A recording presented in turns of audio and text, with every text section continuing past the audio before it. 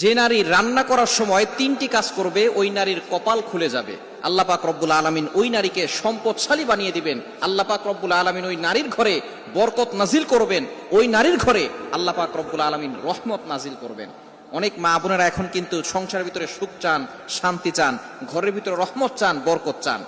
বিশেষ করে যে সমস্ত নারীরা সংসারে বরকত চান তারা কিন্তু অবশ্যই এই তিনটি কাজ করবেন। দেখবেন আপনার ঘরের ভিতরে শান্তি আসবে এবং আপনার রান্না সুস্বাদু হবে এবং আপনার রান্না যারা খাবে তারাই আপনার প্রশংসা করবে।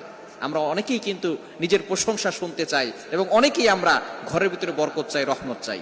এজন্য আমরা এই তিনটি কাজ করব।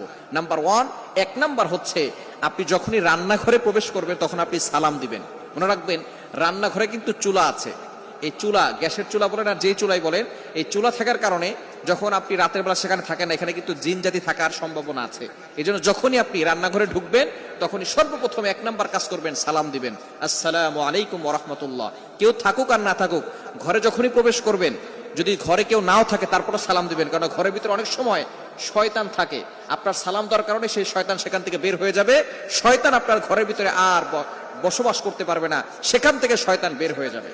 আল্লাহ পাক রব্বুল আলামিন নিজে বলে দিয়েছেন, কোরআন খুলেন, আল্লাহ পাক রব্বুল আলামিন বলছেন 18 নম্বর পারা 17 নম্বর পৃষ্ঠার 13, 14, 15 নম্বর লাইন, সূরাতুন নূরের 61, 61 নম্বর আয়াতে রব্বুল আলামিন বলেন, ফাইদা দাখালতুম বুয়ুতান ফাসাল্লিমু আলা আনফুসিকুম তাহিয়াতাম মিন ইনদিল্লাহি মুবারাকাতান তাইয়্যিবা।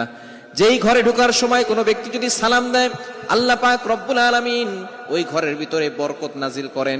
আল্লাহ পাক রব্বুল আলামিন পবিত্র রিজিক সেখানে দান করেন।